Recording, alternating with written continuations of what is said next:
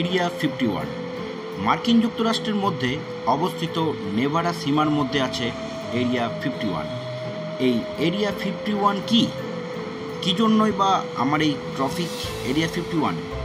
এই এরিয়া 51-এর সত্য সংগ্রহ করে আপনাদের সামনে চলে এসেছি আমি পল্লব, আপনাদের বন্ধু। এই এরিয়া 51-এ আমেরিকান বৈজ্ঞানিকরা অস্ত্র পরীক্ষা এবং ফাইটার জেট পরীক্ষা করতেন। এখন প্রশ্ন হচ্ছে, এরিয়া 51 সর্বসাধারণদের জন্য রেস্ট্রিক্টেড এরিয়া হয়ে গেল কী করে?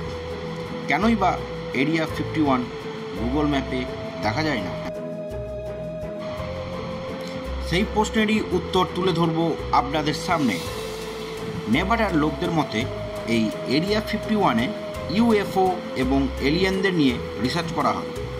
2 জুলাই 1947 সালে একটি অপরিচিত বিমানের দুর্ঘটনা ঘটে এই এরিয়া 51-এ। তারপর থেকেই এই এরিয়া 51-কে সর্বসাধারণদের জন্য বন্ধ করে দেওয়া হয়।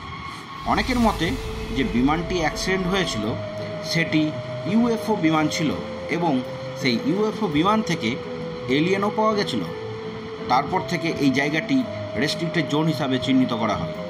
এমনকি কোনো ব্যক্তি যদি এই এরিয়া 51-এর মধ্যে দেখা যায় তাহলে শুট অ্যান্ড সাইডের অর্ডার দেওয়া আছে।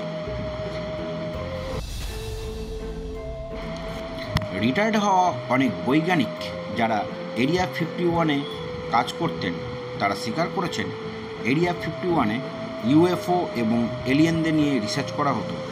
সেই বৈজ্ঞানিকদের নাম বব লেজার এবং বয়েড গুজম্যান।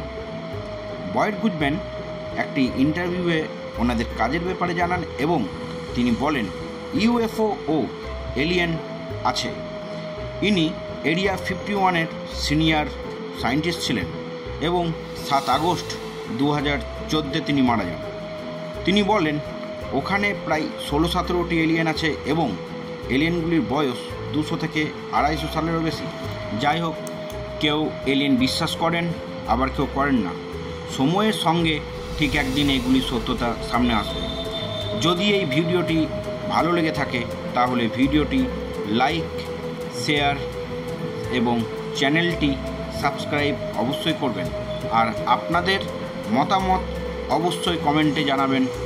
আপনি এলিয়েনে বিশ্বাস করেন কি করেন না, বা এরিয়া 51 আপনাদের মতে কি?